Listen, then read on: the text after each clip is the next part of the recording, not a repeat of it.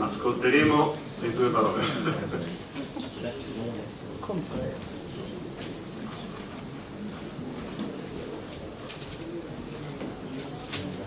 Chers consoeurs, chers confrères, donc, je viens de la Tunisie pour évidemment vous saluer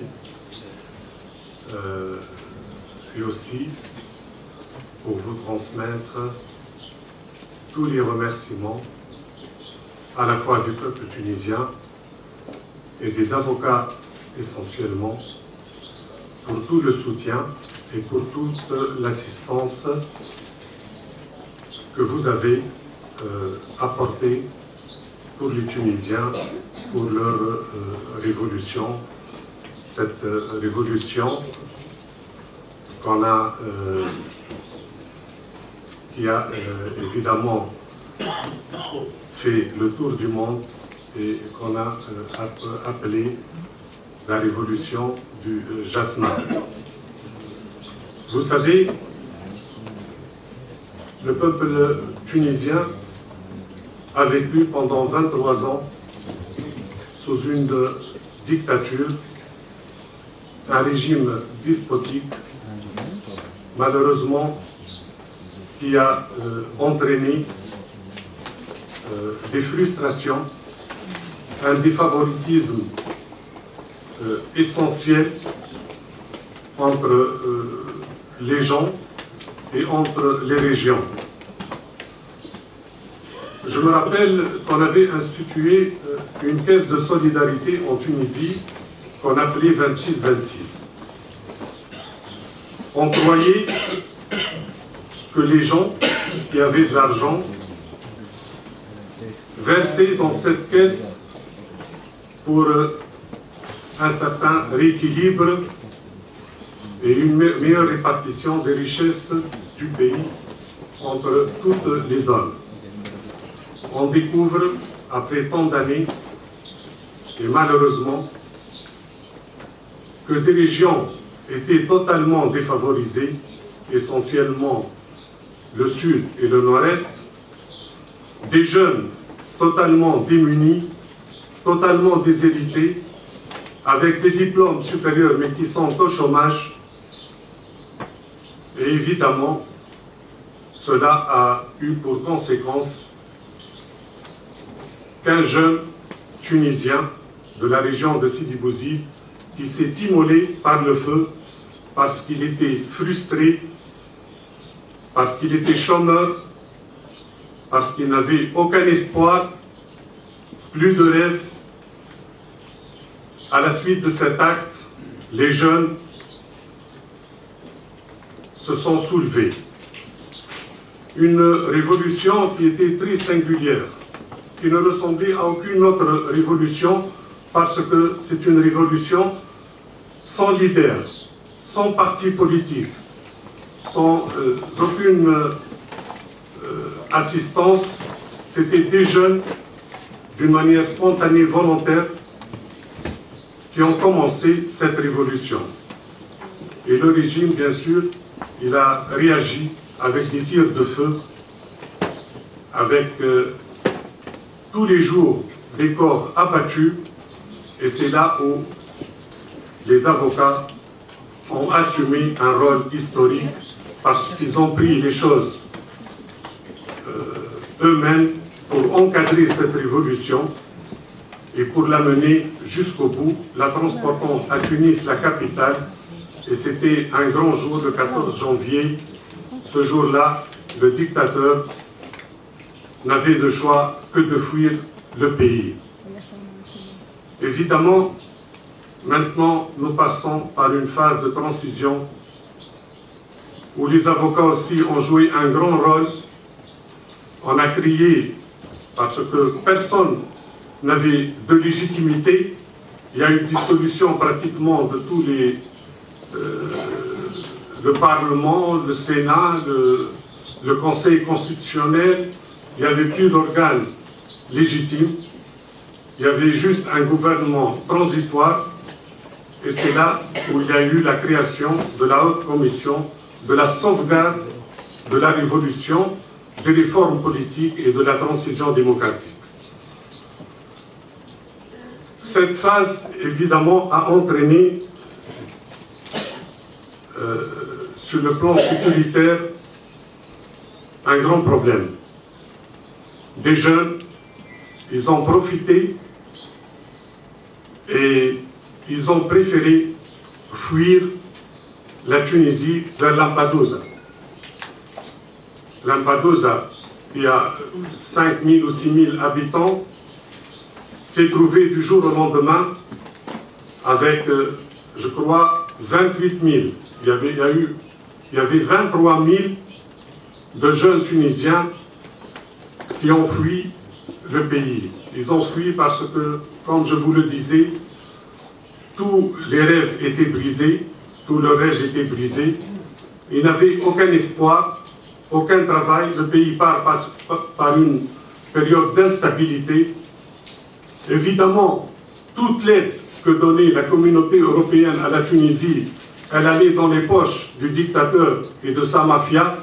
Ces régions ne profitaient guère des assistances et de l'aide.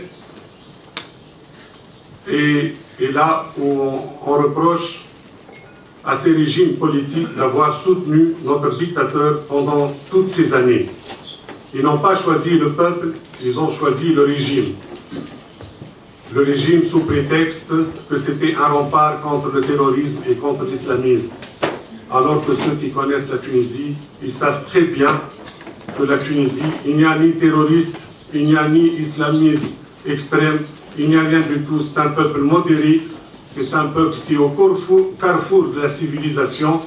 Et d'ailleurs, sur le plan, je pense qu'il y a beaucoup d'entre vous qui ont fait du tourisme dans notre pays, ils savent ce que c'est la dignité du Tunisien et l'honneur, le sens de l'honneur du Tunisien. Le problème, c'est que nous, lorsqu'on pensait à cette phase transitoire et comment réussir notre révolution, surtout qu'on n'avait pas payé un grand prix dans les morts et dans les... Il y a eu cette guerre en Libye.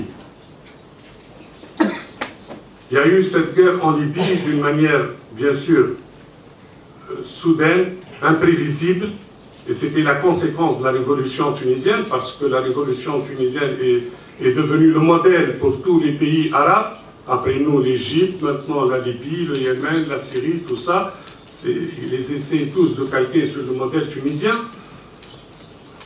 Alors il y a eu le problème de la Libye, et tout d'un coup, il y a eu un envahissement de 750 000 réfugiés libyens.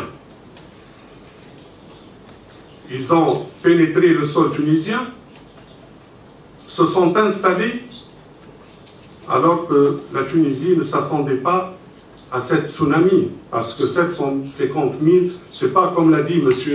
Berlusconi, avec les 22 000, il a appelé ça tsunami. Non, c'est les 750 000 qui constituent réellement une tsunami. Les Tunisiens, avec un élan de solidarité, avec un élan d'amour, d'humanisme, ils ont accueilli ces 750 000. Le problème s'est posé pour l'Italie, 22 000, 23 000. Nous, on pensait que les valeurs humaines restent primordiales par rapport aux inquiétudes politiques.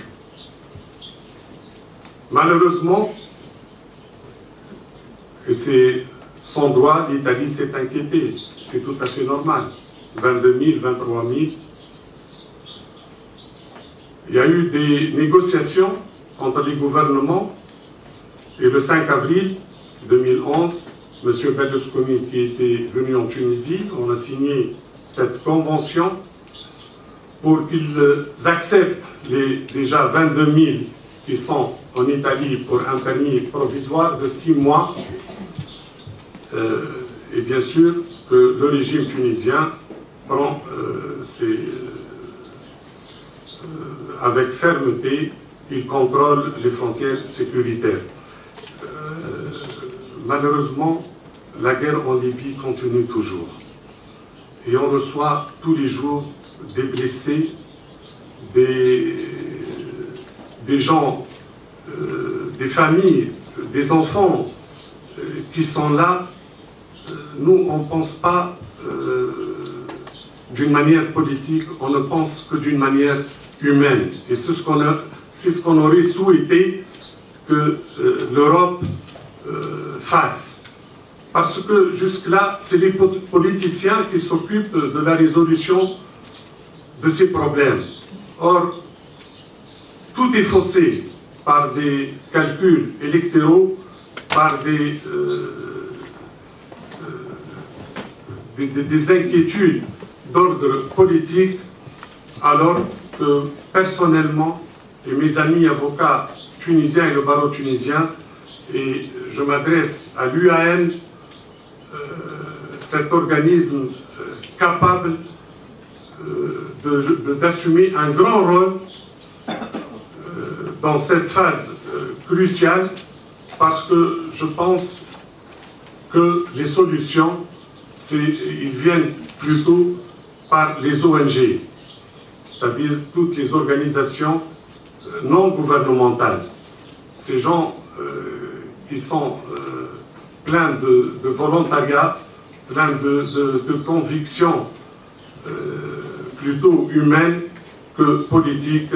Je crois que la solution de ces problèmes, c'est à ces organisations de les assumer, et essentiellement l'UAM pour la phase à venir. Je sais qu'il y a actuellement des problèmes, même entre pays européens. Je sais, Monsieur le Président, qu'il y a eu une déclaration hier. On n'en a pas eu le contenu jusqu'à présent, mais j'espère que cette déclaration va dans le sens de trouver, parce qu'à une situation exceptionnelle, il faut qu'il y ait des solutions aussi exceptionnelles. Il faut qu'on sauvegarde la dignité des gens. Il faut qu'on sache que réellement, si l'Europe veut solutionner ce problème d'immigration clandestine, elle n'a qu'à venir, je parle de mon pays, la Tunisie, qu'elle nous aide à faire des plans de développement pour que les jeunes restent dans leur pays. Les jeunes n'ont pas envie de fuir la Tunisie, n'ont pas envie de quitter leur pays. Malheureusement, ces régions sont tellement déshéritées, sans aucune ressource. Donc, il faut venir encourager les investisseurs étrangers, italiens, français, à venir dans ils peuvent gagner beaucoup d'argent, mais surtout, ils peuvent solutionner le problème de l'immigration, parce que notre évolution, c'est vrai qu'au départ, c'est le chômage, mais maintenant, c'est une révolution de dignité, de démocratie et surtout de liberté. Donc, j'adresse un appel à tous les pays européens pour qu'il y ait de la solidarité, mais surtout qu'il y ait des plans concrets, réels, qui solutionnent d'une manière plutôt aller vers le fond des problèmes, et non pas, on ne traite pas les immigrants, mais on traite les vraies raisons de l'immigration. Et comme ça, on pourra attaquer d'autres problèmes pour l'avenir. Et merci.